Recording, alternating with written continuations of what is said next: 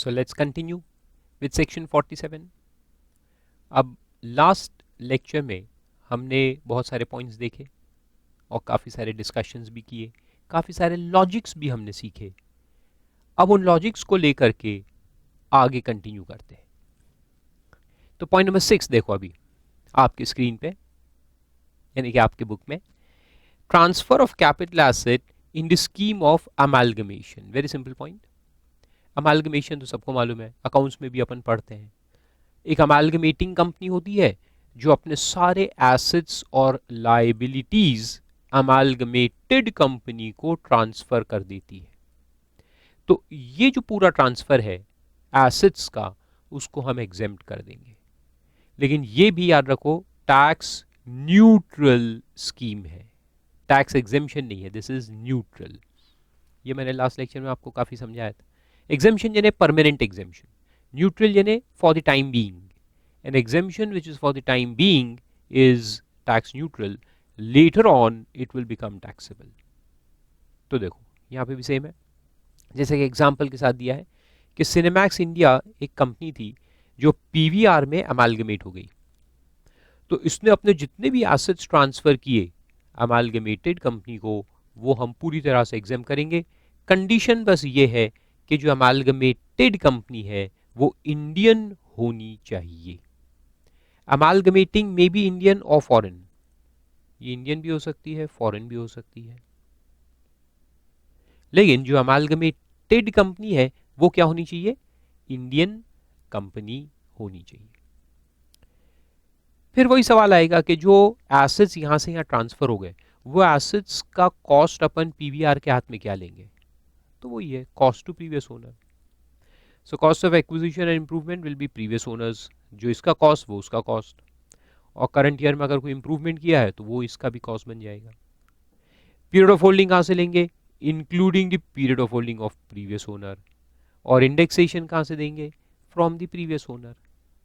Same points. So this is amalgamation.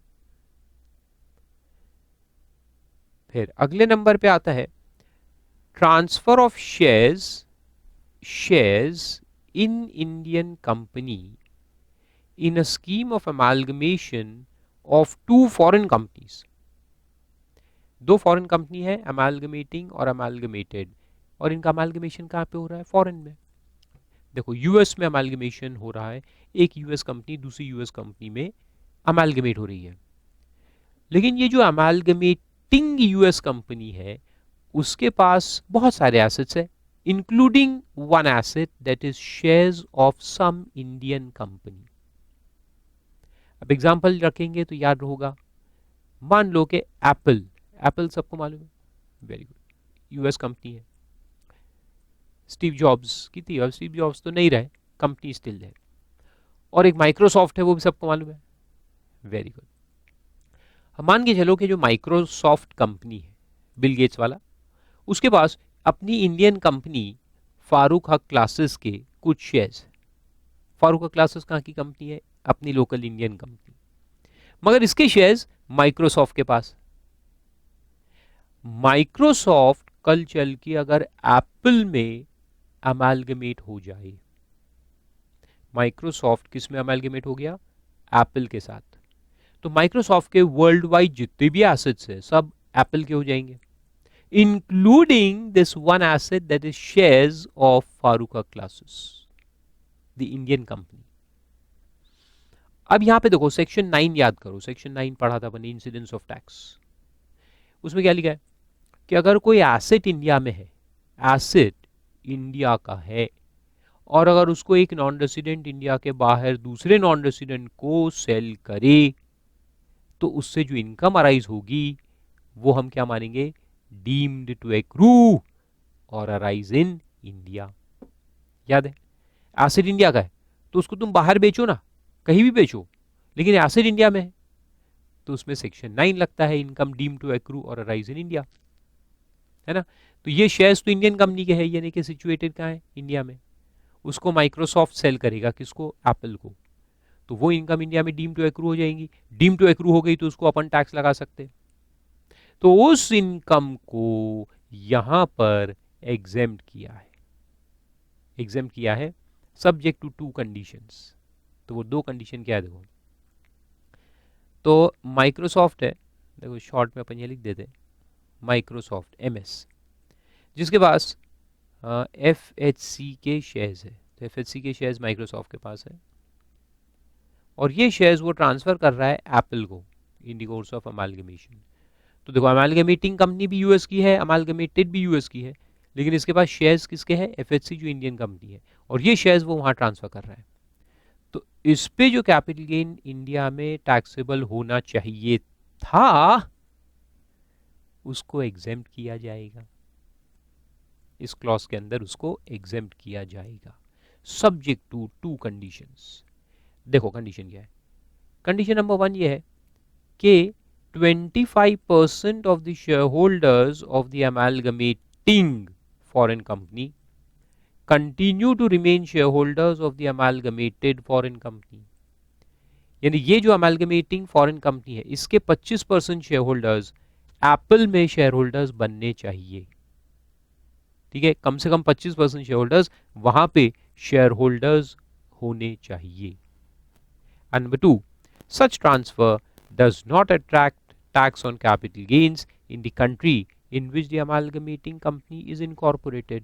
यानी कि US, ये ट्रांसफर यूएस में हो रहा है ना, तो यूएस में ये एग्जेम्प्ट होना चाहिए।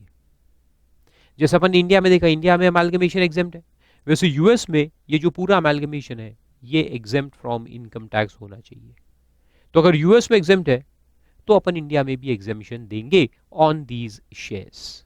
यूएस में तो पूरे ही एसेट्स एग्जेम्प्ट होने चाहिए, तो इंडिया में अपन ये वाला जो एक एसेट था बेचारा उसको एग्जेम्प्ट कर देंगे। और अगर यूएस में टैक्सेबल है तो फिर अपन भी टैक्स करेंगे, वहां टैक्सेबल है तो हम भी टैक्स करेंगे, and then it will be judged by the double taxation avoidance agreement between India and US. क्योंकि दोनों कंट्री में जब कोई इनकम टैक्सेबल होती है तो उसको अवॉइड करने के लिए क्या है, DTAs होते हैं, डबल टैक्सेशन अवॉइडेंस एग्रीमेंट्स। तो फिर उसके हिसाब से उसको अपन देखेंगे कि कौन सी कंट्री टैक्स करनी चाहिए। तो समझ में आया, थियोरेटिकल है, इस पर कोई प्रैक्टिकल क्वेश्चन नहीं आने वाला, ऐसी चीज को बस एक बार पढ़ के रख देनी है। फिर उसके बाद आता है transfer of capital asset in a scheme of amalgamation of banking company with a banking institution under section 45(7) of the Banking Regulation Act। ये कोई काम का नहीं है, क्योंकि प्रैक्टिकली ये है ही नहीं। ये बैंकिंग रेगुलेशन एक्ट में एक पॉइंट लाए थे चिदम्बरम बहुत साल पहले कि बहुत सारे जो इंडिया में बैंक्स है, हजारों बैंक्स है, तो सब अमालगमेट होकर बड़े बड़े बैंकिंग इंस्टीट्यूशंस बनने चाहिए, ये उनका कॉन्सेप्ट था। ये लेमन ब्रदर्स वगैरह जो कोलैप्स हुए ना उसके पहले की बात है, द ग्रेट डिप्रेशन के पहले की बात। तो उसमें ये कॉन्सेप्ट था कि bank should amalgamate and form big banking institutions, बड़े बड़े इंस्टीट्यूशन बनने चाहिए, लेकिन वो कुछ हुआ नहीं प्रैक्टिकल में। तो उसके लिए एग्जामिशन लेके आए थे कि अगर ये अमालगमेशन हो, 5-6 इंडियन बैंक मिलके एक बड़ी इंस्टीट्यूशन बनाए, तो फिर ये लोग जितने एसेट्स उसको ट्रांसफर करेंगे तो वो कैपिटल गेन में एग्जेम्प्ट होंगे। सोच अच्छी है मगर कुछ हुआ नहीं है। तो चलो आगे बढ़ते हैं। नेक्स्ट पॉइंट है transfer in a scheme of amalgamation of a capital asset being share of a foreign company referred to in explanation 5 to section 911, which derives directly or indirectly its value substantially from shares or shares of an Indian company held by the amalgamating foreign company to the amalgamated foreign company। इसके लिए section 9 पहले याद करना पड़ेगा। याद है आप लोगों को, ये वोडाफोन केस के बाद अमेंडमेंट्स आए थे, उसका पॉइंट है ये जो सेक्शन 9 में समझाया था मैंने डिटेल में आपको, इफ यू रिमेंबर। गुड। तो सेक्शन 9 में लिखा है एक्सप्लेनेशन 5 में कि अगर एक फॉरेन कंपनी, फिर से एक बार देखो ब्रीफ आइडिया आपको दे देता हूं कि क्या चीज है ये एक फॉरेन कंपनी है, ठीक है, फॉरेन कंपनी, ये उसका बैलेंस शीट है। बैलेंस शीट में उसके शेयर्स है, शेयर कैपिटल, रिजर्व्स वगैरह होंगे, ठीक है। और इसके पास जो एसेट्स है उसमें मेन एसेट्स जो है वो सिचुएटेड इन इंडिया है। तो सिचुएटेड इन इंडिया कैसे है कि इट होल्ड्स, मेन उसके जो एसेट्स है वो है शेयर्स ऑफ इंडियन कंपनी, ये उसका मेन एसेट। फिर बाकी छोटे छोटे दूसरे एसेट्स है, लेकिन मेन एसेट ये है शेयर्स ऑफ इंडियन कंपनी। तो ये फॉरेन कंपनी है, उसके अपने शेयर्स है जिसके शेयर होल्डर्स होंगे, उसके एसेट्स में मेन एसेट क्या है, शेयर्स ऑफ इंडियन कंपनी। और ये शेयर्स सिचुएटेड कहाँ माने जाते हैं, ये इंडियन कंपनी है तो ये अपनी इंडियन कंपनी है जिसके ये शेयर्स है, ठीक है।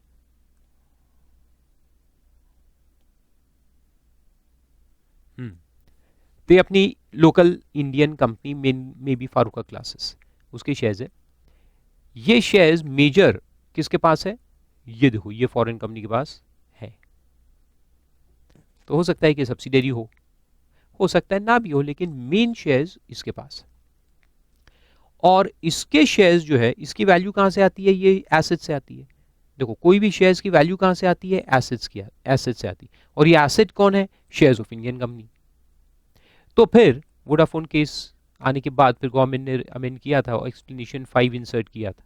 तो एक्सप्लेनेशन 5 क्या कहता है कि ये वाले शेयर्स के जो शेयर होल्डर होंगे, ये जो शेयर होल्डर है, ये वाले शेयर्स का जो शेयर होल्डर है ऑब्वियसली फॉरेनर है, नॉन रेसिडेंट है, ये जब अपने शेयर्स बेचेगा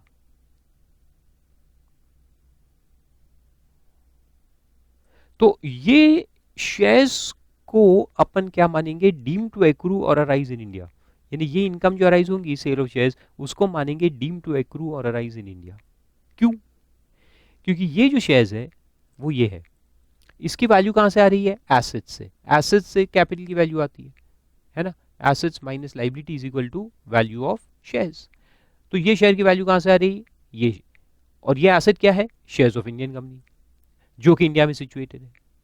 तो फिर एक्सप्लेनेशन 5 जो है वो इंसर्ट किया गया था सेक्शन 9 के अंदर, और उसमें लिखा गया कि अगर ऐसा केस है, these shares are deriving value from these assets which comprise of shares of Indian company, then these shares when sold the income will be deemed to accrue or arise in India.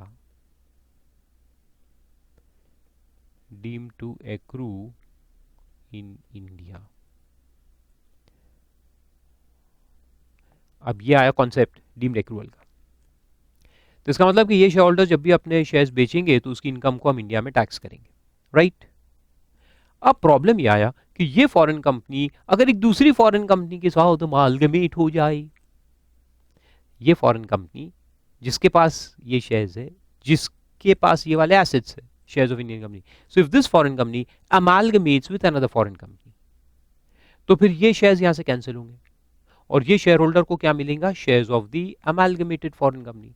और ये asset इधर से उसको transfer हो जाएगा। तो ये asset तो ट्रांसफर हो गया, वो तो ठीक है, लेकिन ये शेयर्स इधर कैंसिल हो जाएंगे और इनको क्या मिलेगा, shares of amalgamated foreign company मिलेगा, या मे बी कैश कंसिडरेशन, जो भी मिले, अपने को नहीं मालूम क्या मिलेगा, something they will receive.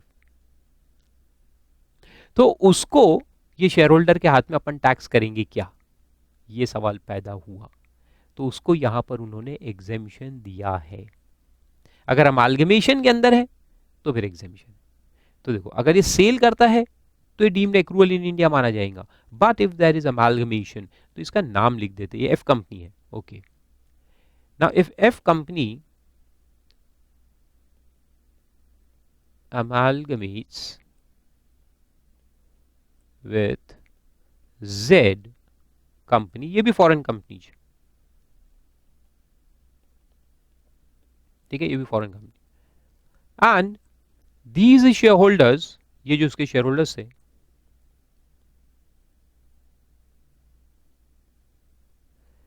shareholders of F company receive consideration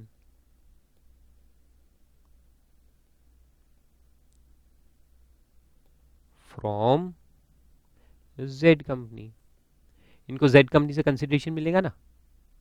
तो सवाल ये पैदा होगा कि तब ये शेयर होल्डर्स के हाथ में कैपिटल गेन को क्या अपन इंडिया में टैक्स करेंगे, क्योंकि डीम्ड एक्रूअल तो लग रहा है, डीम्ड एक्रूअल लग रहा है तो टैक्सेबल हो जाएगा। तो यहां पर उन्होंने एग्जेम्पशन दिया है, एग्जेम्प्ट अंडर सेक्शन 47। तो यहां एग्जेम्पशन दिया है, कहा है कि अगर ऐसा केस है कि अमालगमेशन की वजह से अगर पैसा मिल रहा है तो ठीक है, फिर उसको हम टैक्स नहीं करेंगे।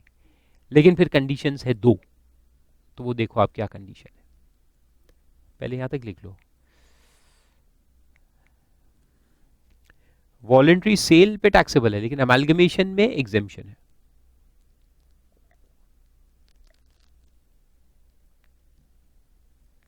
ओके, समझ में आया? So let's see what is the conditions.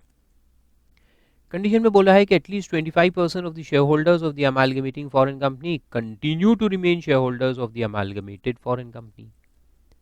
25% share holders कम से कम अमालगमेटेड फॉरेन कंपनी में शेयर होल्डर्स बनने चाहिए। सेम कंडीशन है, and this transfer does not attract tax in that country. तो देखो अमाल जैसे कंपनी में था ना, वैसे सेम शेयर होल्डर्स के हाथ में भी है कि तुम्हारे जो यूएस है, तो यूएस में ये ट्रांसफर एग्जेम्प्ट होना चाहिए। तो अगर यूएस में एग्जेम्प्ट है तो हम भी एग्जेम्प्ट करेंगे। It is like that.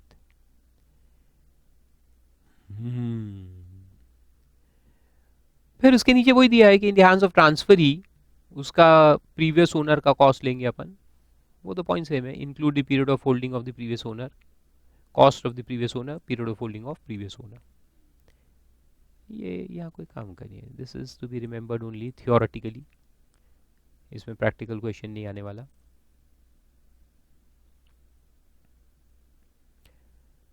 फिर चलते हैं नेक्स्ट पॉइंट पे, and that is demerger of companies. Amalgamation देखा, अब डीमर्जर देखते हैं। डीमर्जर में क्या होता है कि एक कंपनी होती है जो 3-4 टुकड़ों में बढ़ जाती है, मे बी 2, मे बी 3, 4, 5, 6, 7, 8, 9, 10, कितने भी कंपनीज आप बना सकते हो। Division can be in an number of new companies. तो जो पुरानी कंपनी है उसको डीमर्ज्ड कंपनी कहा जाता है, इसको क्या बोलेंगे अपन, डीमर्ज्ड कंपनी। और जो नए कंपनीज बनेंगे उनको कहते हैं रिजल्टिंग कंपनीज। ओके, अच्छा डीमर्जर होता क्यों है, थोड़ा सा बैकग्राउंड समझा दूं। वैसे तो बिजनेस साइड में भी देखा था हमने डीमर्जर्स। इसका लॉजिक क्या है डीमर्जर का, कि अगर एक कंपनी है, जैसे यहाँ देखो रिलायंस इंडस्ट्रीज लिमिटेड, इसके पास बहुत सारे बिजनेसेस हैं, it's a huge big size company और बहुत सारे बिजनेसेस हैं, तो इफेक्टिव मैनेजमेंट नहीं हो पाता because of different varieties of businesses. अपना आईटी भी है और एजुकेशन भी है और मैन्युफैक्चरिंग भी है, केमिकल्स भी है, फर्टिलाइजर भी है, पेट्रोलियम भी है, फलाना भी है, ढिंकाना भी है, एयरलाइंस भी है। तो यार एक बोर्ड ऑफ डायरेक्टर्स के पास एक टाइप का नॉलेज होगा। ओरिजिनली इन्होंने एयरलाइन से बिजनेस चालू किया था, मान लो कोई कंपनी ने, तो उनको एयरलाइंस का नॉलेज है। अब वो केमिकल्स का भी बिजनेस चालू कर दे तो केमिकल प्रोडक्शन का नॉलेज उनको नहीं है। फिर आईटी में भी आ जाए, फिर सर्विसेज में भी आ जाए, फिर उसमें भी, फिर उसमें भी। तो एक ही बोर्ड ऑफ डायरेक्टर्स को, एक ही जो मैनेजमेंट है उसको हर चीज़ का नॉलेज होना ज़रूरी नहीं है। ये एक पॉइंट आता है, मैनेजमेंट प्रॉब्लम आते हैं। दूसरे प्रॉब्लम आते हैं कि इतना बड़ा बिजनेस है तो उसमें कहीं से लॉस आ रहा है, कहीं प्रॉफिट आ रहा है, वो आपस में सेट ऑफ हो जा रहा है, but you are not able to identify कि which assets are loss making assets and what to do with them. तो वो एक प्रॉब्लम पैदा होती है। ऐसे कई सारे मैनेजरियल प्रॉब्लम्स आते हैं। और फिर अपने जो रिजल्ट्स है वो अपन मार्केट में किसी से कंपेयर भी नहीं कर पाते, अनलेस कि वी मेक सेक्टोरल रिजल्ट्स कि भाई हमें ये बिजनेस से इतना प्रॉफिट, ये बिजनेस से इतना, ये बिजनेस से इतना रिटर्न है, तो ठीक है अपन कंपेयर कर पाएंगे। लेकिन अपना तो एक ही पीएनएल अकाउंट, एक ही बैलेंस शीट बनेगा। अगर सेगमेंटल अकाउंटिंग नहीं करेंगे आप तो you will not be able to compare your results with the industry, comparable industry. तो वो भी एक प्रॉब्लम आता है। फिर स्टॉक मार्केट में, शेयर मार्केट में जो प्राइसेस होते हैं वो कैसे डिटरमिन हो, वो प्रॉब्लम आता है, बिकॉज अनकंपेरेबल रहते हैं ना। नाउ आईटी सेक्टर में not be doing good, but you have one business is IT and you have got lot of other businesses also. तो आपकी कंपनी को आईटी कंपनी बोले कि क्या बोले, समझ में नहीं आता। सो एन नंबर ऑफ प्रॉब्लम्स है। तो आजकल पुराने ज़माने का सोच ये था कि जितने डाइवर्सिफाइड बिजनेसेस होंगे उतना कंपनी अच्छा है। आजकल ऐसा नहीं है। अब ऐसा है कि there should be one company for doing one type of business. एक कंपनी का एक बिजनेस होना चाहिए, कोर बिजनेस। अगर आपको और बिजनेसेस करने हैं उसको डाइवर्सिफाई कर दो, दूसरी कंपनी खोलो और उसके नाम से वो बिजनेस चलाओ। ऐसा है। तो इसलिए अपन ने डिसाइड किया कि अपने बिजनेसेस बहुत सारे हैं, उनको अपन एक एक कंपनी खोल के उनको ट्रांसफर कर दिए जाए। तो हम कर सकते हैं। तो इसको कहते हैं डीमर्जर्स। क्या कहते हैं? डीमर्जर। मर्जर में क्या होता है, दो चार कंपनी मिल जाती है। यहाँ क्या कर रहे हैं अपन? Division, division of company into several small companies. फिर सबका मैनेजमेंट अलग रहेगा, सबके बोर्ड ऑफ डायरेक्टर्स अलग रहेंगे, so they will be able to manage it very appropriately and cleanly. तो रिलायंस का देखो एग्जांपल दिया है, ये हुआ था बहुत साल पहले डीमर्जर। रिलायंस एनर्जी, खैर रिलायंस का डीमर्जर का तो अलग रीजन था, झगड़ा था मुकेश अंबानी और अनिल अंबानी में, इसलिए उन्होंने डीमर्जर किया। बाकी नॉर्मली भी कर सकते हो। फिर ग्लोबल फ्यूल एक कंपनी बनी, फिर Reliance capital ventures and Reliance communication ventures limited, चार उन्होंने नई कंपनी बनाए। तो जो नए कंपनी बनते हैं उनको कहते हैं अपन रिजल्टिंग कंपनीज।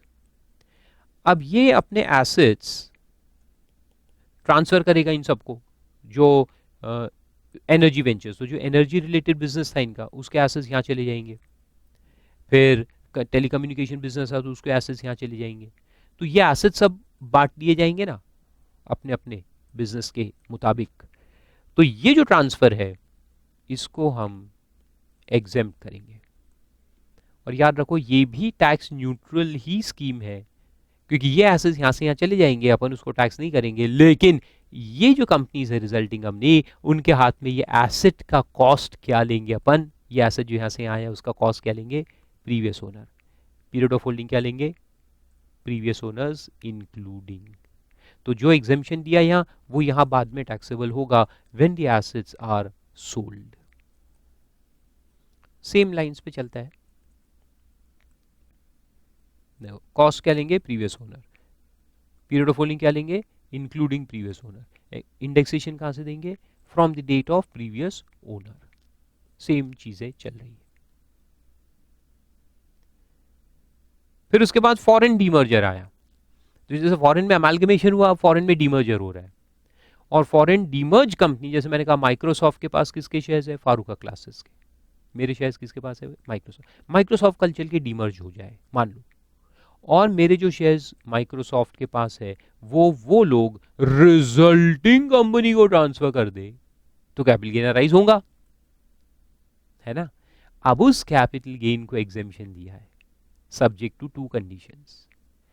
तो देखो यहां लिखा है, any transfer of shares held in Indian company by the demerged foreign company to resulting foreign company is exempt subject to two conditions. Amalgamation में कंडीशन क्या था कि 25% share holders should become share holders of amalgamated foreign company. 25% share holders वहां share holders बनने चाहिए, है ना? यहां क्या है देखो, यहां बोला है shareholders holding not less than 75% in value of shares of the demerge foreign company continue to remain share holders of the resulting foreign company. तो यहाँ 25 की जगह 75 है। अमालगमेशन में 25 है, डीमर्जर में 75 है फॉरेन कंपनीज के लिए। कि माइक्रोसॉफ्ट के जो शेयर, अच्छा 75% भी वैल्यू है, 75% ऑफ शेयर होल्डर्स नहीं है। ये दो डिफरेंसेस है। वहां 25% ऑफ शेयर होल्डर्स था यानी नंबर वाइज, यहां वैल्यू वाइज लेना है 75%। नंबर नहीं देखने का, वैल्यू देखना है। यानी मान लो कि there will be only 10% shareholders, only 10% shareholders who hold 80% capital। वो 10% लोग अगर रिजल्टिंग में शेयर होल्डर्स बन जाए तो अपना कंडीशन सेटिस्फाइड है। यानी भीड़ कितनी है वो नहीं देखना, वैल्यू किसके पास कितना है वो देखना है। ठीक है, तो नंबर वाइज नहीं, वैल्यू वाइज देखना है 75%। पहला पॉइंट। और दूसरा पॉइंट सेम रहता है कि यूएस में ये एग्जेम्प्ट होना चाहिए, यानी जहां पे डीमर्जर हुआ वहां के टैक्स लॉस के अंदर ये एग्जेम्प्ट होना चाहिए। टिट फॉर टैट, अगर वहां एग्जेम्प्ट है तो हम भी एग्जेम्पशन देंगे। तो ये भी थियोरेटिकल है। और ट्रांसफर हो जाने के बाद उसका कॉस्ट क्या लेंगे, previous owner, period of holding including previous owner. तो ये सब पॉइंट्स भी सेम है। ये सब थियोरेटिकल है अभी तक, इसमें कोई एग्जाम में क्वेश्चन नहीं आएगा, क्योंकि इतना बड़ा क्वेश्चन पूरी कंपनी का अगर बैलेंस शीट देंगे और बोलेंगे सब एसेट्स बेचिए और फिर ऐसा हुआ, तो कितना बड़ा क्वेश्चन बनेगा, इसलिए नहीं पूछते। उसके बाद 2-3 ये सब भी थियोरेटिकल है। Any transfer in a business reorganisation of a capital asset by predecessor cooperative bank to successor cooperative bank. ये कोऑपरेटिव बैंक का अगर अमालगमेशन हो जाए, बिजनेस रीऑर्गेनाइजेशन बोलते हैं उसको। कोऑपरेटिव सोसाइटी जो होती है ना, बैंक्स चलाती है, कोऑपरेटिव सोसाइटीज है, ये कंपनीज एक्ट में नहीं आती, they are govern by cooperative societies act. और बैंकिंग बिजनेस है इसलिए उनको कोऑपरेटिव बैंक्स बोलते हैं, तो उनका भी अमालगमेशन हो सकता है, तो वो भी exempt. Then transfer of shares held by the predecessor cooperative bank against the allotment to shares in the successor cooperative bank. अब ये जो पॉइंट आया ये समझो आप। और ये amalgamation of companies, amalgamation of banks, ये cooperative bank, demerger of companies and, तो ये सब में कॉमन चीज है। ये क्या है देखो मैं आपको बताता हूँ। ये एक कोऑपरेटिव बैंक है जिसके पास यहाँ पूरे एसेट्स है और यहाँ उसका शेयर्स है, ठीक है। अब ये कोऑपरेटिव बैंक एक दूसरी कोऑपरेटिव बैंक के साथ अमालगमेट हो गया, तो क्या होगा कि ये पूरे एसेट्स इसको चले जाएंगे, पूरे एसेट्स उसको चले जाएंगे, उससे अपने को कंसिडरेशन मिलेगा। क्या कंसिडरेशन मिलता है, उसके shares, shares of amalgamated cooperative bank as a consideration मिलता है, और ये शेयर्स फिर अपने शेयर होल्डर्स को अपन डिस्ट्रीब्यूट कर देते हैं। तो अपने जो शेयर्स वो कैंसिल हो जाते हैं अपने शेयर होल्डर के हाथ में, करेक्ट। ये पूरी एंट्री आपको याद है, अकाउंट्स में पढ़े अमालगमेशन, गुड। तो ये अपने शेयर्स कैंसिल होते हैं और यहां से इस बैंक के जो शेयर्स आते हैं वो अपन डिस्ट्रीब्यूट कर देते हैं। तो ये जो शेयर होल्डर्स है, अपने वाले जो शेयर होल्डर्स है, ये शेयर होल्डर्स के हाथ में एक तरह का ट्रांसफर हो रहा है ना। These shares are getting cancelled and these shares are received as a consideration for that. So this exchange of shares is taxable. इस टैक्सेबिलिटी को एग्जेम्प्ट किया है। ये शेयर्स का जो अदला बदली है इसको एग्जेम्प्ट किया है। तो कोई भी अमालगमेशन में 2 एग्जेम्पशन होते हैं। ये जैसे कोऑपरेटिव बैंक का भी आया, वैसे ही अपन अमालगमेशन का भी आगे देखेंगे। अमालगमेशन ऑफ कंपनीज में भी जो अपने शेयर होल्डर्स है अमालगमेटिंग कंपनी के, उनको अमालगमेटेड कंपनी से शेयर्स मिलते हैं, तो वो अदला बदली एग्जेम्प्ट होती है। सेम चीज डीमर्जर में भी है, ठीक है। तीनों में सेम चीज लगता है, कोऑपरेटिव बैंक्स वगैरह में, फिर अमालगमेशन ऑफ कंपनीज में और डीमर्जर ऑफ कंपनीज में। तो एग्जेम्पशन समझ में आए। तो कोई भी अमालगमेशन में 2 एग्जेम्पशन है। एक ये एग्जेम्पशन है जो बैंक को एग्जेम्पशन है, एसेट्स ट्रांसफर्ड, ये भी एग्जेम्प्ट है अंडर सेक्शन 47। ये एग्जेम्पशन किसके हाथ में है, बैंक के हाथ में। और ये एग्जेम्पशन किसके हाथ में है, शेयर होल्डर के हाथ में, एग्जेम्प्ट अंडर सेक्शन 47।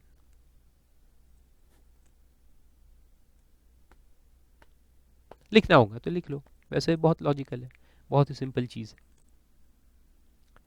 तो वो ये 13 में दिया है, ये शेयर होल्डर के हाथ में है। तो ये 12 और 13 जो है ये इंटर रिलेटेड है। 12 वाला एग्जेम्पशन किसके हाथ में है, बैंक के हाथ में, और 13 वाला उसके शेयर होल्डर्स के हाथ में। तो लिखा है देखो, transfer of shares held bye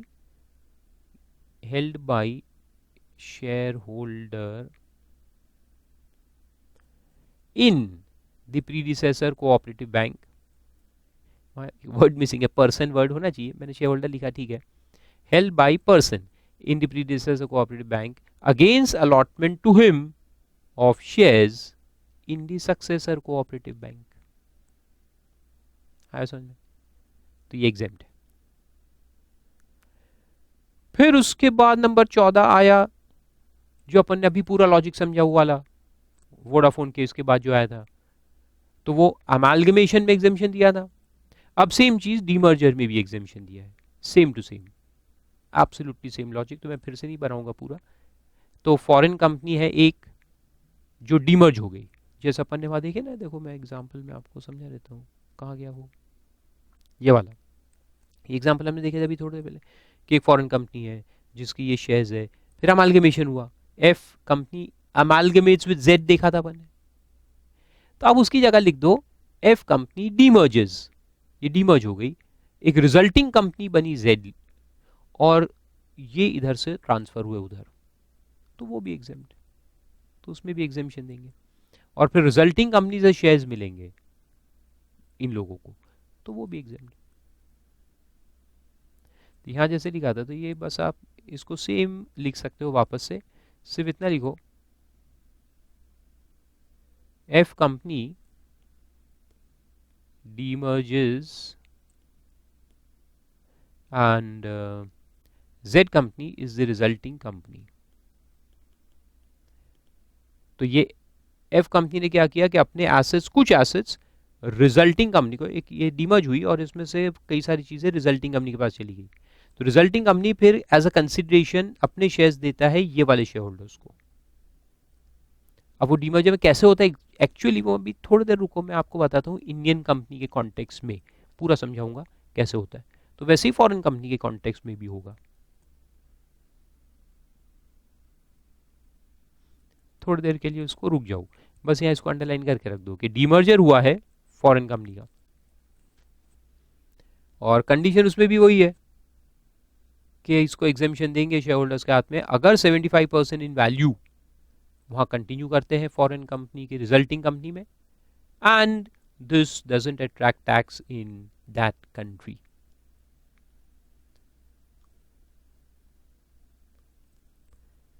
previous owner ये सब तो सेम है।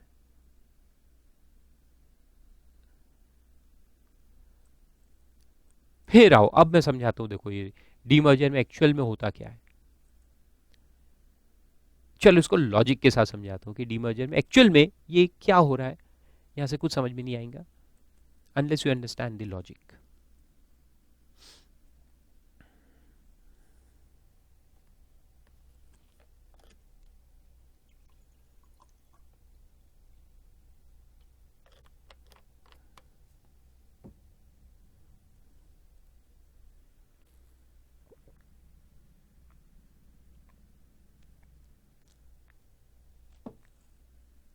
यस, अब लेते अपन एक डीमर्ज्ड कंपनी, इसका नाम ही है डीमर्ज कंपनी, उसका मैं बनाता हूं बैलेंस शीट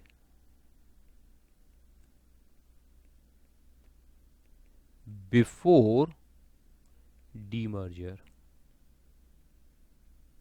डीमर्जर के पहले उसका बैलेंस शीट कैसे दिखता है वो अपन देखते हैं। तो यहाँ पे उसका कैपिटल है, मान लो कि 100 करोड़, फिर रिजर्व्स है 500 crore, and loans and liabilities है मान लो अनदर 200 करोड़। फिर यहाँ पे फिक्स्ड एसेट्स है बिजनेस के, कुछ इन्वेस्टमेंट्स है,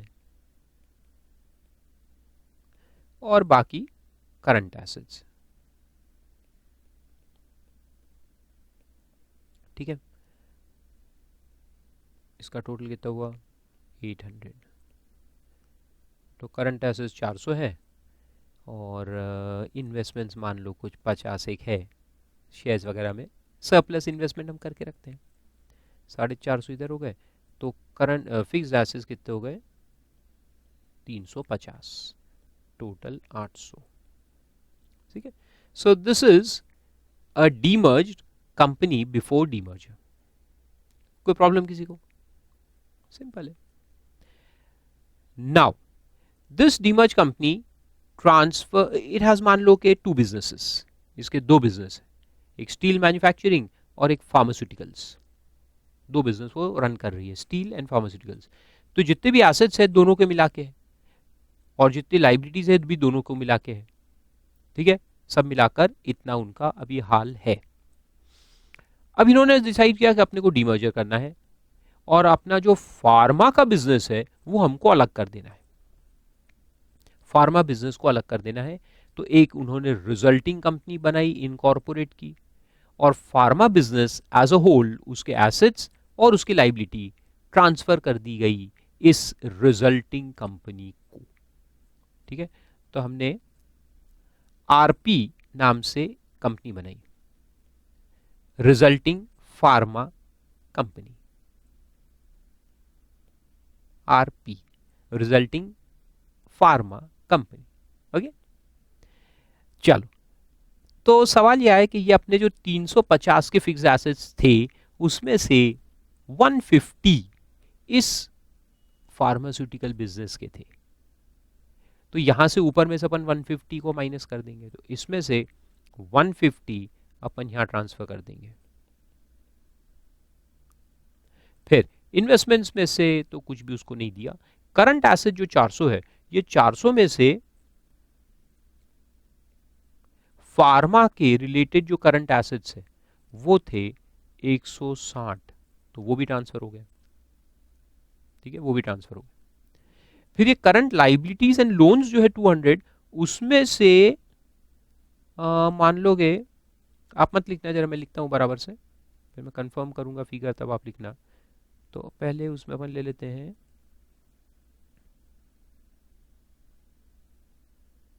80 ले लेते हैं, तो लोन्स एंड लाइबिलिटीज 80 के उसको ट्रांसफर कर दिए, 80 के लोन्स फार्मा से रिलेटेड थे तो वो वहां ट्रांसफर हो गए। तो ये कितना है 310, ये कितना है 310 टोटल आएगा। अब ये तो बन गया रिजल्टिंग कंपनी। अब ये जो डीमर्ज कंपनी है, ये बिफोर डीमर्जर बैलेंस शीट है, इसी का बैलेंस शीट आफ्टर डीमर्जर कैसे दिखेगा वो अपन देखते हैं। आफ्टर डीमर्जर मैं बताता हूँ कैसे बनता है, लेकिन जरा एरो बहुत इधर घुस गया है, मैं इसको इधर से लेता हूँ, पतली गली से। तो चलो, अब यहाँ डीमर्ज कंपनी जो है, डी कंपनी, उसका वापस से बैलेंस शीट बनाते हैं आफ्टर डीमर्जर। यही कंपनी का, ये कंपनी डिसॉल्व नहीं हो रही, याद रखो, डीमर्ज कंपनी बंद नहीं होती, कंटिन्यू रहती। तो क्या होगा, उसके पास अभी फिक्स्ड एसेट्स कितने बचेंगे, 350 में से 150 तो इधर गए, तो 200 उसके पास बचेंगे। इन्वेस्टमेंट्स पूरे ही उसी के पास है, और करंट एसेट्स कितने बचेंगे, 400 में से यहां कितने गए, 160 उधर चले गए, तो इधर बचेंगे 140, करेक्ट। लाइबिलिटी कितनी बचेगी, 200 में से 80 गई, तो लाइबिलिटीज विल रिमेन, 80 चले जाने के बाद कितने बचेंगे, 120 बचेंगे। यहां तक पॉइंट्स क्लियर हुए।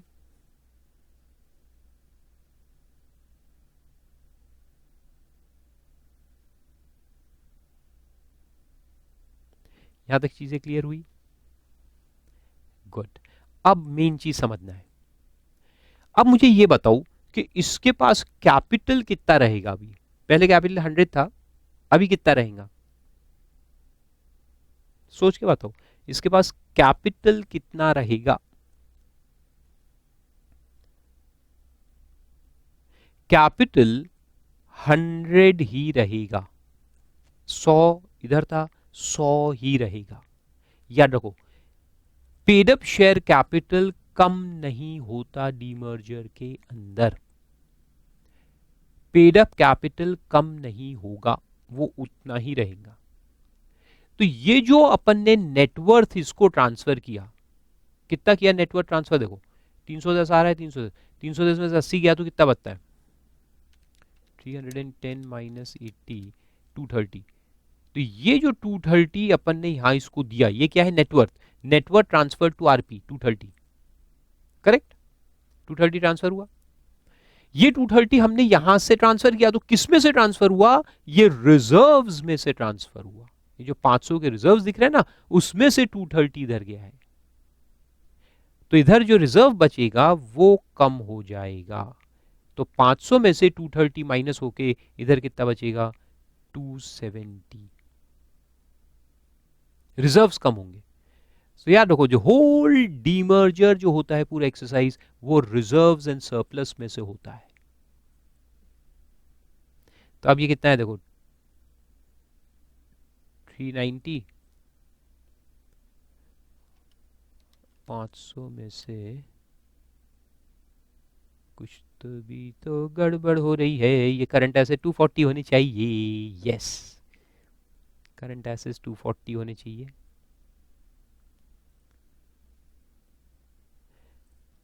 चार सौ थे ना, 400 में से 160 गया तो 240 बचेगा।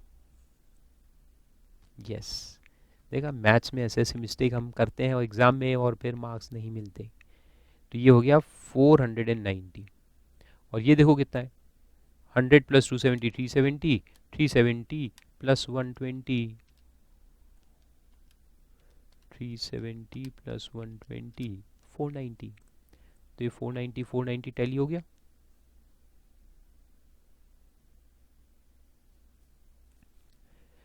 सो दिस इज डीमर्जर।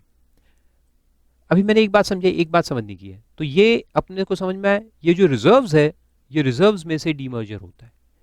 तो 230 इधर चले गया और बैलेंस 270 इधर बचेगा, लेकिन कैपिटल कम नहीं होगा। इंपॉर्टेंट पॉइंट टू नोट, ये जो कैपिटल इधर है वो कैपिटल सेम रहेगा, only the reserves will get distributed. यहां तक समझ में आया?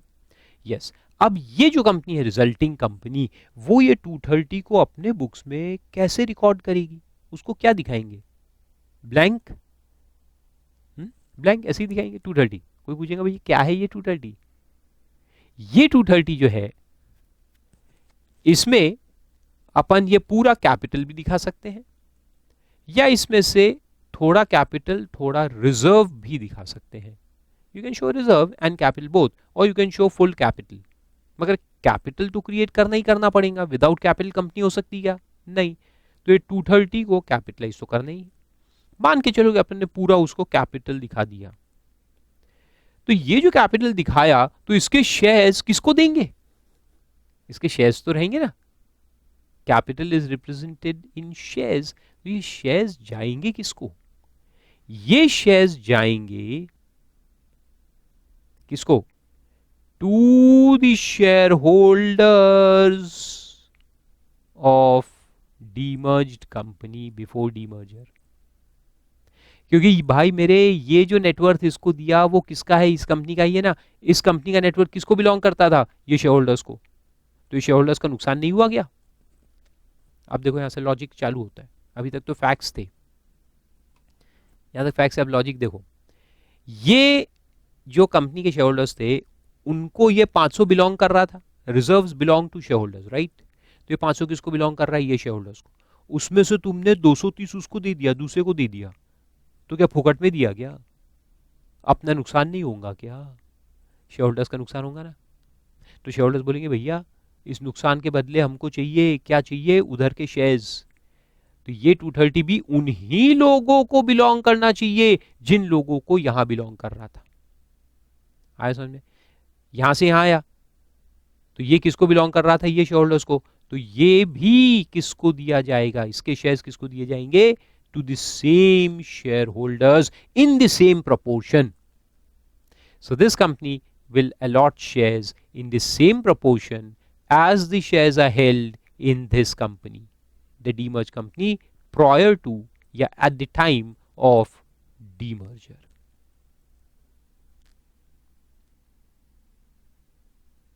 अब यहां तक समझ में आया? गुड। अब ये लॉजिक सब मैं बताऊंगा आपको, क्यों मैं बता रहा हूं, ये बहुत ही लॉजिकल पॉइंट है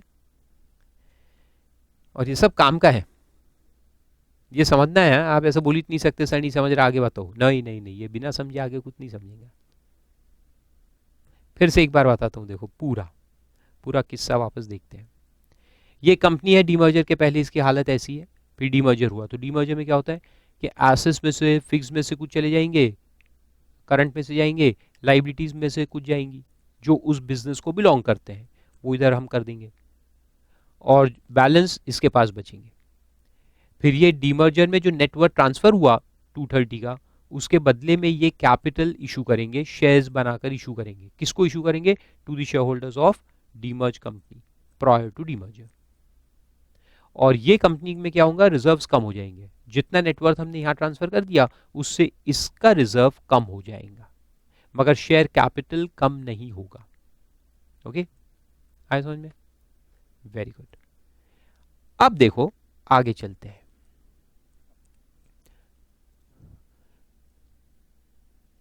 अच्छा चलो इसी के अंदर बताता हूं। अब देखो फर्स्ट कंपनी का, डीमर्ज कंपनी का कैपिटल 100 है और रिजर्व्स 500 है। मान लो कि 100 लैक्स है, हम लैक्स की बात कर रहे हैं। अच्छा चलो लैक्स भी छोड़ दो, ये जो भी है उसको कोई मतलब नहीं है। 1 रुपया भी अगर हम पकड़े, कैपिटल अगर 1 रुपी है तो रिजर्व 5 रुपये है, यानी 1 की वैल्यू 5 से ऐड होके 6 हो रही है। तो इसमें इंट्रिंसिक वैल्यू जो है वो 6 है। अगर 1 रुपये का एक शेयर है, मान लो कि 100 रुपये ही है, सिर्फ 100 शेयर्स है, 100 शेयर्स है और 500 रुपये का रिजर्व है। टोटल नेटवर्थ कितना हुआ? 600 हो गया। 600 को अगर अपन 100 शेयर से डिवाइड करें, 100 शेयर्स 1-1 रुपये के, ठीक है, तो कैपिटल 100 रुपये है। तो अगर 100 शेयर्स है और टोटल नेटवर्थ 600 रुपये का है, तो 600 को अगर अपन डिवाइड बाय 100 करेंगे तो इंट्रिंसिक वैल्यू पर शेयर कितना आता है? 6। ये दोनों को अगर अपन नंबर ऑफ शेयर से डिवाइड करेंगे तो इंट्रिंसिक वैल्यू पर शेयर इज 6, राइट? यानी 6 इज द राइट। मेरा राइट कंपनी में कितना है? अगर मेरे पास एक शेयर है तो उसमें ऊपर मेरे को 6 रुपए का right, I can get 6 rupees from the company. Okay, अब तो यहां 6 लिख दो बाजू में, 6 इंट्रिंसिक वैल्यू पर शेयर। डीमर्जर होने के पश्चात, डीमर्जर के बाद देखो इसका इंट्रिंसिक वैल्यू कितना बचा? 100 एंड 270 इज ओनली 370। तो वही एक शेयर जिसकी पहले वैल्यू 6 रुपए हुआ करती थी वो कम हो गई है, अब सिर्फ 3.70 बची है। यही तो मैं कह रहा था ना कि डीमर्जर से जो डीमर्ज कंपनी के शेयर होल्डर है उनका लॉस हो जाता है, उनका इंट्रिंसिक वैल्यू कम हो जाता है, क्योंकि पार्ट ऑफ द नेटवर्क तो हमने दूसरी कंपनी को दे दिया ना फुकट में, तो देने से अपनी वैल्यू तो यहां कम हो जाएंगी ना। तो 6 रुपए से कम होगी, कितनी बच गई? 3.70। अरे तो अपन एग्री करेंगे क्या? नहीं, ऐसे कैसे हो गया भैया, हमारा राइट कम नहीं होना चाहिए। तो इसलिए ये कंपनी ने हमको शेयर्स अलॉट किए, कितने? 230। तो अगर इसको भी 100 रुपए ही पकड़े तो इसका पर शेयर का वैल्यू कितना आएगा? 100 ही पकड़े तो पर वैल्यू कितना आएगा? 2.3। तो ये 2.3 अपने को मिलेगा यहां से। तो यहां पे एक शेयर के ऊपर हमको यहां से भी एक शेयर मिलेगा, और उस एक शेयर की वैल्यू कितनी होगी? 2.3। तो यहां 6 से 370 हो गया, यानी कितने से ड्रॉप हुआ? 2.3 से ड्रॉप हुआ, वो 2.3 हमको यहां से मिल जाएगा। तो we are satisfied as share holders that we have not suffered any loss, हमारा कोई लॉस नहीं हुआ है। जो लॉस हुआ वो यहां से अपन ने वसूल कर लिया। आ रहे समझ? In terms of intrinsic value समझ में?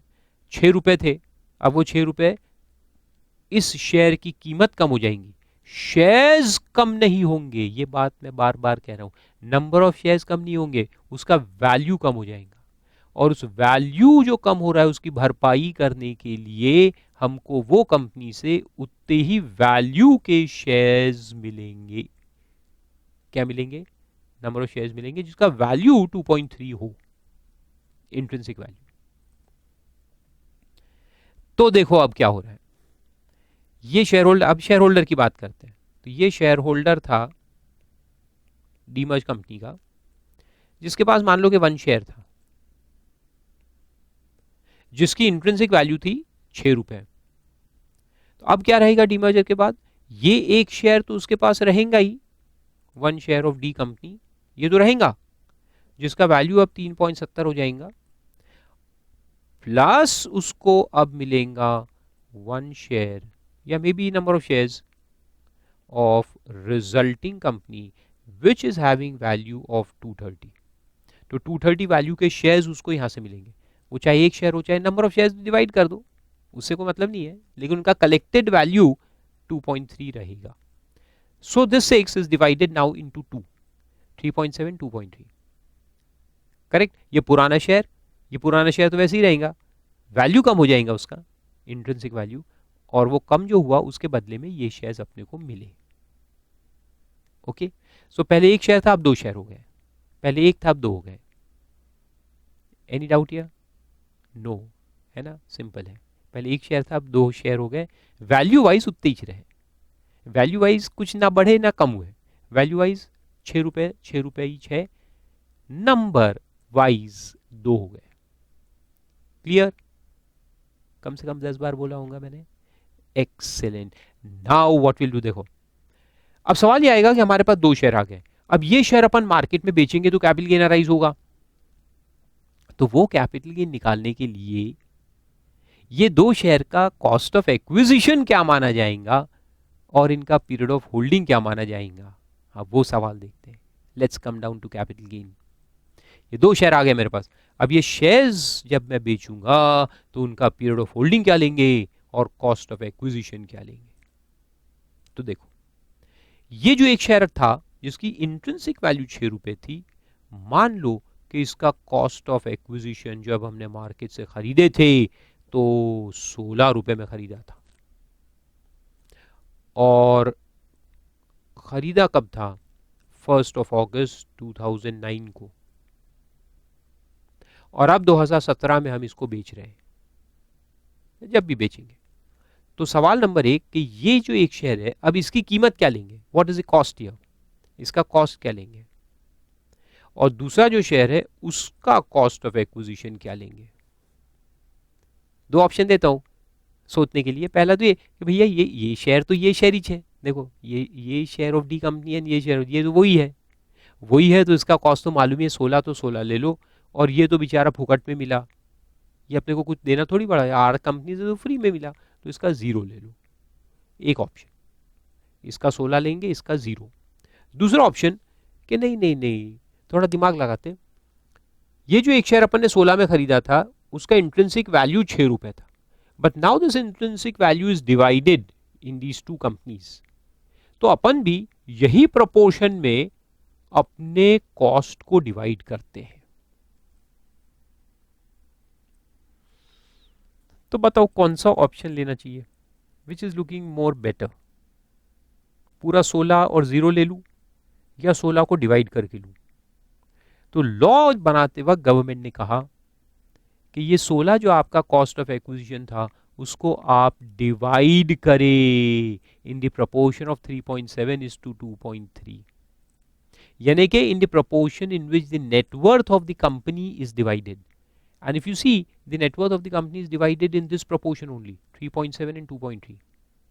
370 और 230 आए ना, देखो आप 370 230, तो वही प्रोपोर्शन में अपने को 16 को डिवाइड करना है। So this 16 will be divided in this proportion.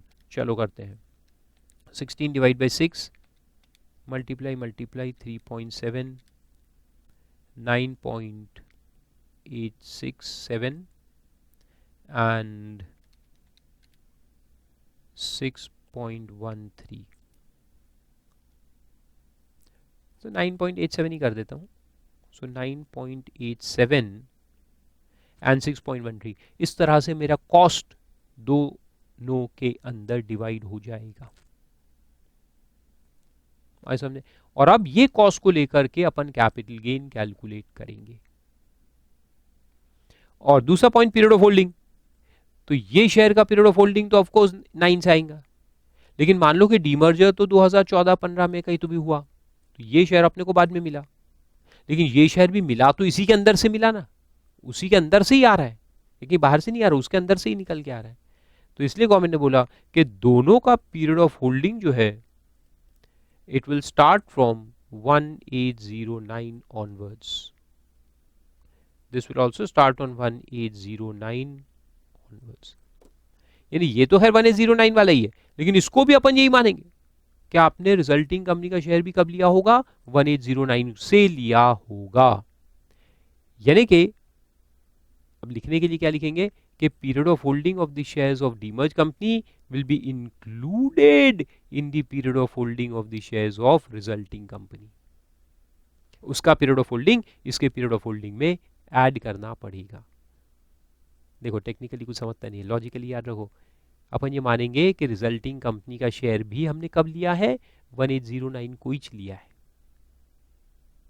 तो फिर इंडेक्सेशन भी जो देना होगा तो कहां से देंगे, 1809 से ही देंगे। बाप रे, बहुत भयंकर हो गया है। तो यहां तक आप लिखो, फिर अपन क्वेश्चन जब देखेंगे तब पूरी क्लैरिटी आपको फटाफट आएगी। बहुत सारा लॉजिक क्या है कि दिमाग खराब करता है, बट डोंट वरी, अगले 10 मिनट में सब साफ हो जाएगा, एकदम क्लीन पिक्चर आ जाएगा दिमाग के अंदर। तो इसको लिखो अच्छे से। तो अब देखो नोट्स में वापस आओ। ट्रांसफर और issue of shares by the resulting company in a scheme of demerger to shareholders of demerged company। तुम्हारे पास किसके शेयर्स थे, डीमर्ज कंपनी के, वो खत्म हुए क्या, नहीं, लेकिन उसका इंट्रिंसिक वैल्यू कम हुआ, उसके बदले तुमको क्या मिले, रिजल्टिंग कंपनी के शेयर्स मिले। तो ये जो ट्रांसफर है, यानी ये एक शेयर था, शेयर खत्म नहीं हुआ, वन शेयर रिमेन्स वन, लेकिन उसका वैल्यू इरोड हो गया, कम हो गया।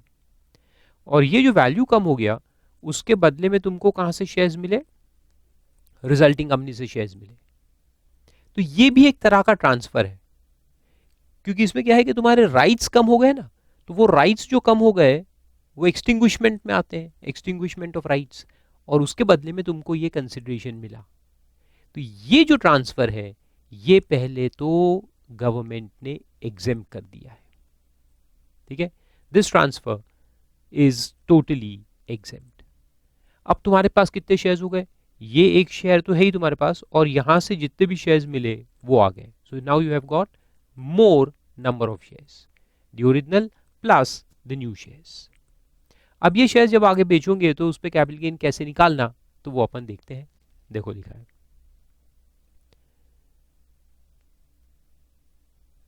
तो अब देखो यहां पे नीचे में शेयर्स ऑफ रिजल्टिंग कंपनी का कॉस्ट ऑफ एक्विजिशन क्या रहेगा। तो मैंने आपको कहा ना, कॉस्ट को अपन डिवाइड करेंगे, करेक्ट। किस प्रोपोर्शन में कॉस्ट को डिवाइड करेंगे, जो अपने ओरिजिनल शेयर्स जो हमने परचेज किए थे उसका जो कॉस्ट था उसको हम डिवाइड करेंगे अब दोनों शेयर्स के अंदर। किस प्रोपोर्शन में, the proportion in which the net worth of the company is divided. जिस प्रोपोर्शन में कंपनी का नेटवर्थ डिवाइड हुआ, उस प्रोपोर्शन में हम हमारा कॉस्ट ऑफ एक्विजिशन को भी डिवाइड करेंगे। तो वो फॉर्मूला दिया है, देखो, cost of acquisition of shares in the demerge company, original जो डीमर्जर के पहले जो हमने शेयर्स खरीदे थे उसका जो कॉस्ट है वो लेंगे, उसको मल्टीप्लाई करेंगे net book value of assets transferred in the demerger, transferred किसको, to resulting company, divided by net worth of the demerge company immediately before demerger. तो ये फॉर्मूला कहां से आया, फॉर्मूला वही है ना कि ये कंपनी थी डी कंपनी, डी कंपनी का अगर नेटवर्थ मान लो कि डीमर्जर के पहले 1000 करोड़ था, और 1000 करोड़ में से उसने 600 करोड़ दे दिए रिजल्टिंग कंपनी को, तो उसके पास कितने बचेंगे, 400 करोड़ उसके पास बचेंगे नेटवर्थ डी कंपनी के पास, ठीक है। तो ये जो रेशियो आया 4:6, इसमें अपने को अपना कॉस्ट ऑफ एक्विजिशन डिवाइड कर देना है। Now because we have got the shares of D company and we have got new shares of R company, दोनों शेयर्स हमारे पास आ गए, तो हमारा जो कॉस्ट है वो ये ही रेशियो में हम डिवाइड करेंगे। तो फॉर्मूला कैसे बनाएंगे, cost of the shares in the demerge company, तो इसका कॉस्ट अगर अपने हाथ में मान लो कि 2 लाख रुपए है, 2 लाख रुपए के शेयर्स अपने पास है, तो ये 2 लाख को हम डिवाइड कैसे करेंगे, तो 2 लाख लेंगे, फिर उसको मल्टीप्लाई करेंगे net book value of assets transferred, यानी 600 से मल्टीप्लाई करेंगे, और डिवाइड किसे करेंगे, नेटवर्थ बिफोर डीमर्जर, यानी 2 lakhs into 600 by 1000 will give us the cost of the shares in resulting company।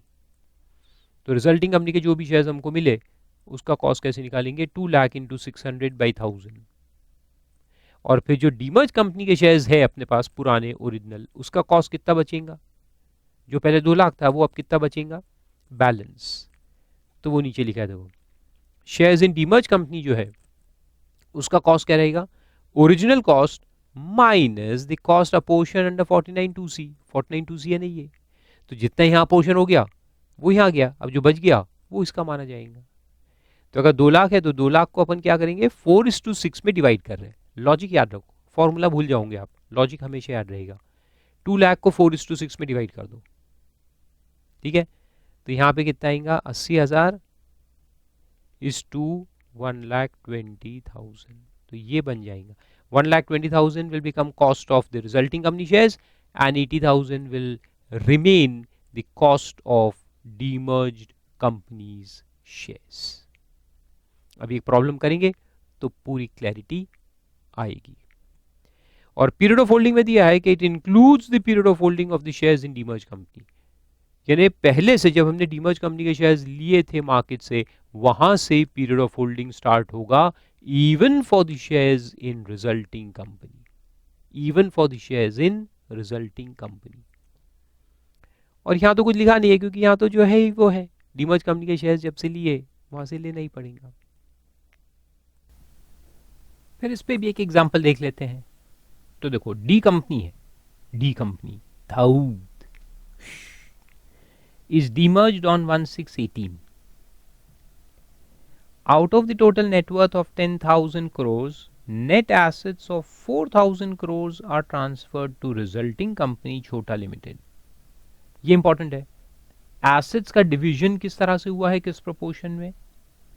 तो जो रिजल्टिंग कंपनी है उसको 40% मिला है और जो डीमर्ज कंपनी है उसके पास 60% नेटवर्थ रिटेन किया गया है।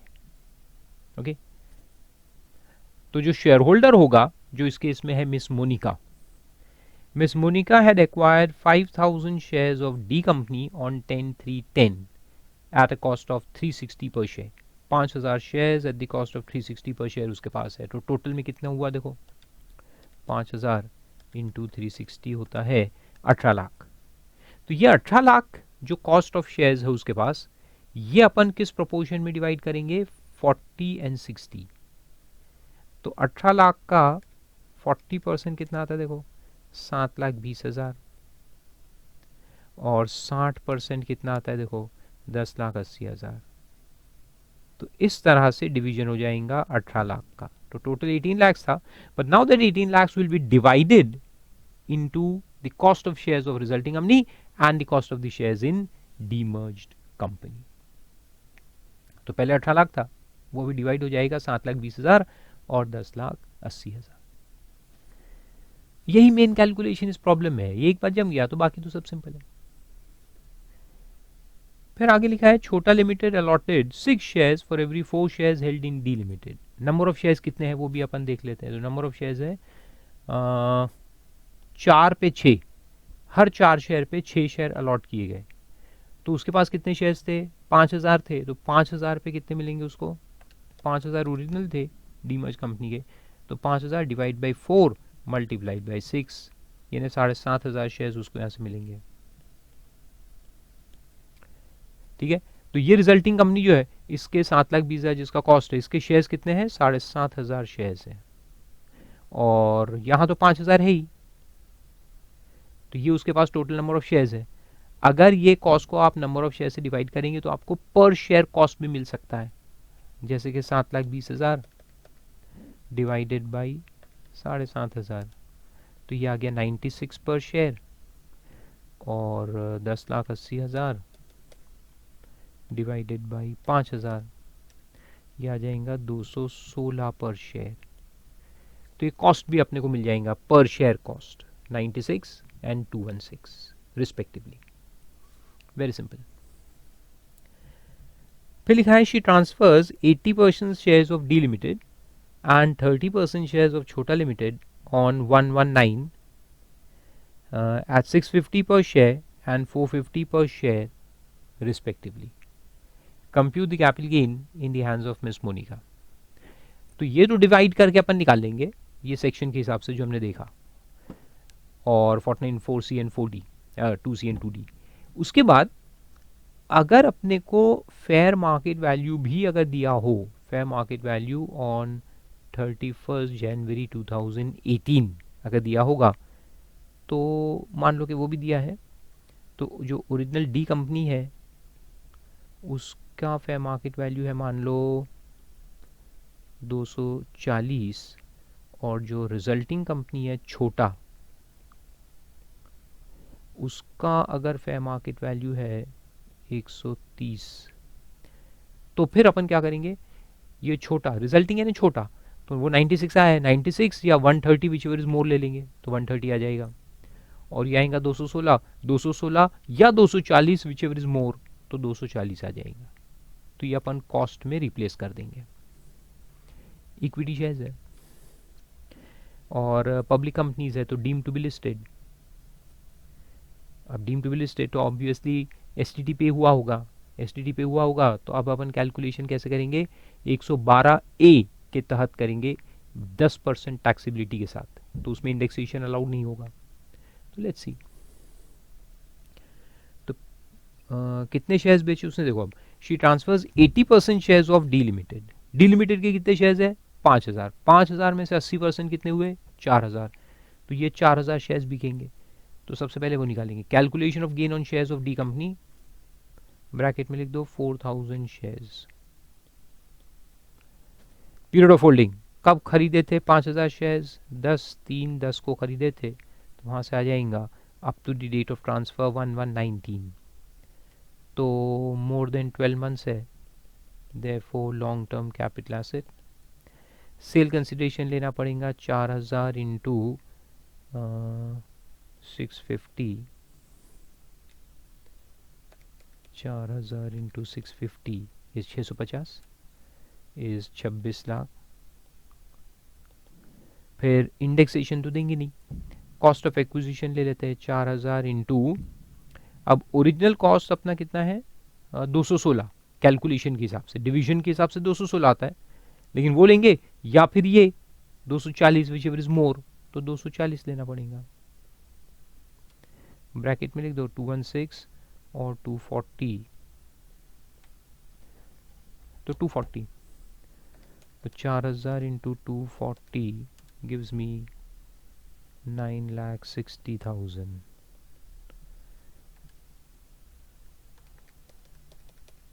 तो कैपिटल गेन आ जाएगा 16,40,000। लॉन्ग टर्म कैपिटल गेन लिख दो chargeable at 10% under section 112A।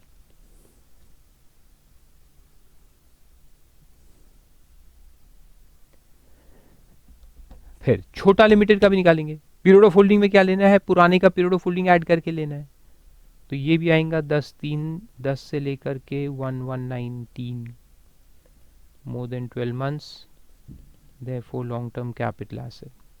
Sale consideration कितना है इसका, नंबर पहले तो निकाल लेते कितने शेयर्स बेचे भैया, ऊपर में लिखा है देखो 30% शेयर्स ऑफ छोटा limited have been sold, 30% shares of छोटा, तो छोटा के टोटल 7,500 है।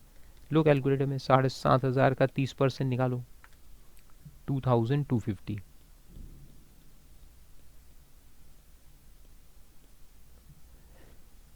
तो अपन लेंगे 2250 इंटू कितने में बेचा 450,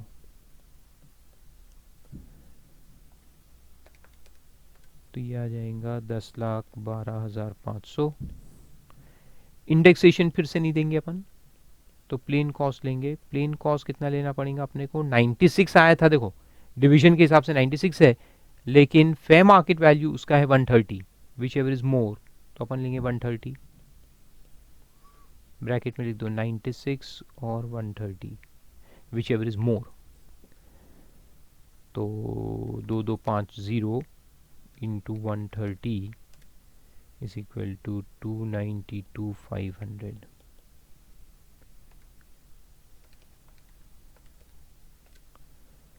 $7,20,000। Long term capital gain chargeable at 10% under section 112A।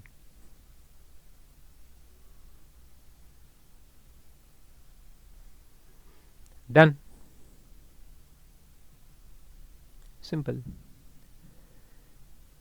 तो वो था डीमर्जर ऑफ कंपनी। उसके बाद फिर एक पॉइंट आता है, बहुत सिंपल है, कि जब अमालगमेशन होता है, कोई भी एक कंपनी अमालगमेट हो जाती है दूसरी कंपनी में, तो जो अमालगमेटिंग कंपनी है उसके जो शेयर्स होते हैं वो कैंसिल हो जाते हैं।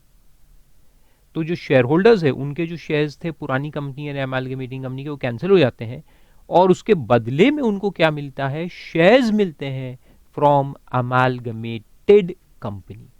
जो अमालगमेटेड कंपनी है वो अपने शेयर्स इनको अलॉट करती है, तो वो कंसिडरेशन आता है। तो यहां लिखा है कि अगर कंसिडरेशन सिर्फ और सिर्फ शेयर्स में मिले, ये शेयर्स कैंसिल हो जाए और नए शेयर्स मिले, सिर्फ अगर कंसिडरेशन शेयर्स में है तो फिर वो एग्जेम्प्ट है, it will not be chargeable to tax. But if the consideration is in some other form, maybe in the form of debentures or cash or something else, then it will be chargeable to tax.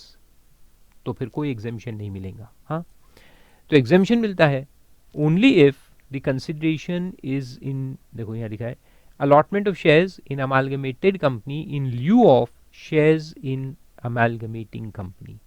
यानी जो consideration है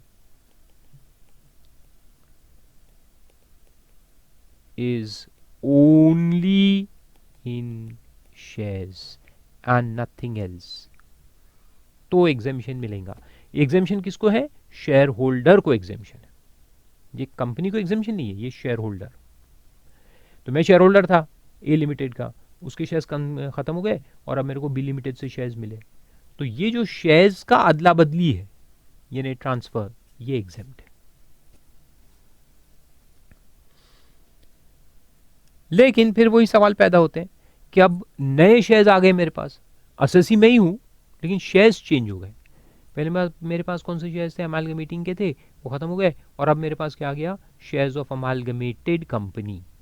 तो जो नए shares है उसका cost of acquisition क्या लेंगे, तो वही जो पुराने शेयर्स का था।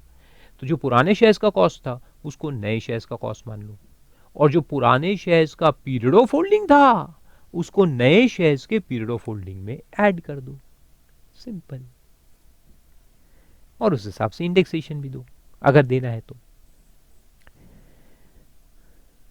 ऐसा है वो। देखो कॉस्ट क्या लेंगे, cost of acquisition of shares लिख दो in amalgamated company is equal to cost of the shares in amalgamating company, simple. And period of holding of shares in amalgamating company will include period of holding of shares in amalgamating company, okay sorry यहाँ amalgamated कर दो, period of holding of shares in amalgamated company will include period of holding of shares in amalgamating company। और note में लिखा है transfer is made in the consideration of any shares in amalgamated company except where the share holder itself is amalgamated company. कहने का मतलब क्या है कि अगर अमालगमेशन इस तरह से हो कि देखो ये ए लिमिटेड है और ये बी लिमिटेड है, बी लिमिटेड के 12% shares are with A limited, यानी ए लिमिटेड के पास बी लिमिटेड के 12% शेयर्स हैं, and the rest 88% are held by others. ठीक है, अब ए लिमिटेड बी लिमिटेड को टेक ओवर कर लेता है, अमालगमेट कर लेता है, तो बी लिमिटेड अमालगमेट्स विथ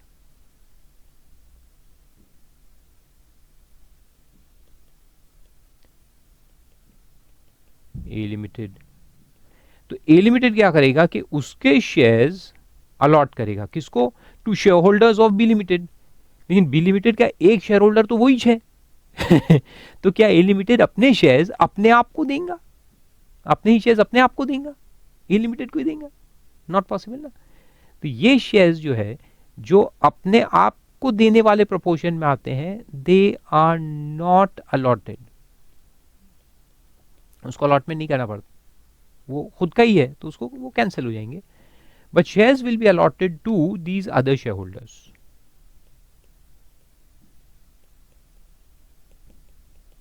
तो बाकी लोगों को तो अलॉटमेंट होगा लेकिन अपने आप को अलॉटमेंट नहीं हो सकता ना, because you can not hold your own shares, तो उतने कैंसिल हो जाएंगे। तो इसके 12% शेयर्स जो है वो कैंसिल हो गए, उसके बदले में कोई कंसिडरेशन किसी को नहीं मिलेगा, यानी अपन अपने आप को नहीं देंगे ना इसलिए।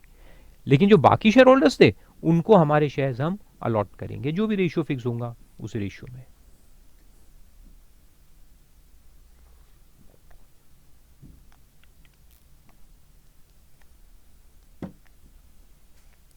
आया समझ में?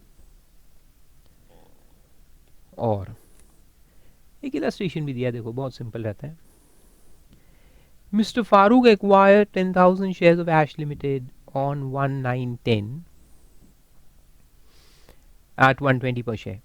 Ash Limited amalgamates with Abhi Limited on 11/11/11. Ash अभी के साथ अमालगमेट हो गई और मेरे पास Ash के शेयर्स थे 10,000, तो ये 10,000 शेयर्स मेरे कैंसिल हो जाएंगे और उसके बदले में मेरे को क्या मिलेगा, देखो फारूक रिसीव्स 3 शेयर्स फ्रॉम अभी limited for every 1 share held in Ash limited. एक के बदले 3 शेयर्स मिले, तो 10,000 के बदले कितने मिलेंगे, 30,000 शेयर्स मिलेंगे। तो अभी के अपने पास 30,000 शेयर्स आ गए हैं। ओके,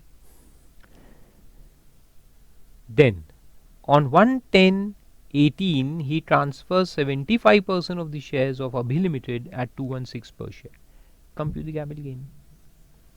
और इसमें अगर आपको फेयर मार्केट वैल्यू दिया हो तो वो भी लिख लेते हैं। Fair market value on 31 January 18 was 245 पर शेयर।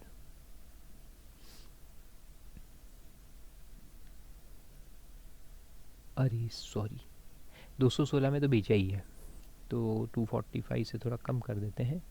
120 ओरिजिनल था ना, उसके कॉस्ट 120 था, इसको कम कर देता हूँ, इज 200 ले लेते हैं, 200 पर शेयर। तो अगर 200 का फेयर मार्केट वैल्यू है तो नॉर्मली तो क्या होना चाहिए कि ये तो अमालगमेट हो गया, आ गए। अब ये 30,000 शेयर जो आए हैं इसका कॉस्ट कैसे निकालते हैं अपन, 30,000 का कॉस्ट कैसे निकालते हैं। ये जो 10,000 शेयर्स का कॉस्ट था, 10,000 इंटू 120 कितना होगा, 12 लाख। 10,000 इंटू 120 यानी 12 लाख होता है। वो 12 लाख बन जाएगा कॉस्ट ऑफ 30,000 शेयर्स। तो 12 लाख डिवाइड बाई 30,000 किया तो वैसे कॉस्ट आना चाहिए 40 रुपीज पर शेयर डिवाइड करके, उसका कॉस्ट इसका कॉस्ट बनता है, तो वो 40 रुपीज पर शेयर आता है।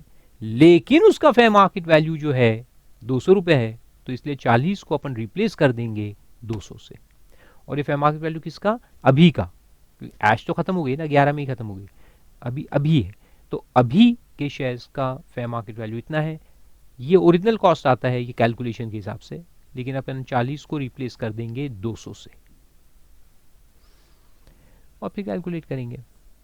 लेकिन पीरियड ऑफ होल्डिंग अपने को इंक्लूड करके चलना है, तो वो आएगा 1910 से। ये 1910 जब मैंने इसके शेयर्स खरीदे थे, वहां से लेकर के जब तक ये शेयर्स में नहीं बेचता, यानी 1/10/18, more than 12 months, therefore long term capital asset. Sale consideration आ जाएगा कितने, 22,500 शेयर्स, 75% बेचे ना, तो 30,000 के 75% कितना होता है, 22,500। 22,500 इंटू 216,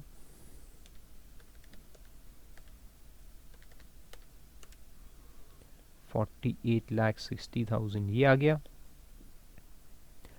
और इंडेक्सेशन मिलेगा नहीं, कॉस्ट ऑफ एक्विजिशन ले लेंगे अपन 200, 40 और 200 विच एवर इज मोर के हिसाब से, तो 22,500 इंटू 200 45 लाख आ जाता है।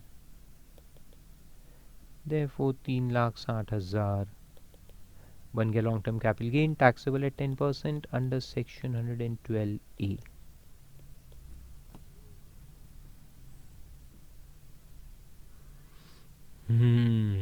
डन, ऐसा है।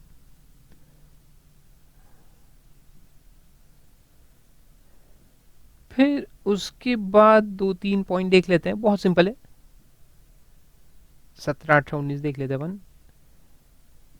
तो 17 में लिखा है कि फॉरेन करेंसी बॉन्ड्स जो होते हैं, एफसी बॉन्ड्स इसको बोलते हैं, ये इंडियन कंपनी फॉरेन मार्केट्स में इशू करती है बॉन्ड्स। तो उसको फॉरेन मार्केट में इशू करेगी तो उसको डिनोमिनेशन जो है वो फॉरेन करेंसी में करते हैं। जैसे $10 का बॉन्ड है, $20 का बॉन्ड है, तो उसको फॉरेन करेंसी बॉन्ड्स कहते हैं। या फिर GDRs, ग्लोबल डिपॉजिटरी रिसीट्स होती है, ये क्या होती है, शेयर्स होती है। इंडियन कंपनी अगर अपने शेयर्स फॉरेन मार्केट में इशू करना चाहती है तो उसको जीडीआर में कन्वर्ट करना पड़ता है डिपॉजिटरी बैंक के पास रख करके, और वो डिपॉजिटरी रिसीट जो है वो फिर अपन वहाँ इशू करते हैं फॉरेन मार्केट में। फिर ये फॉरेन मार्केट पे ट्रेडिंग भी होता है, इसका सब होता है।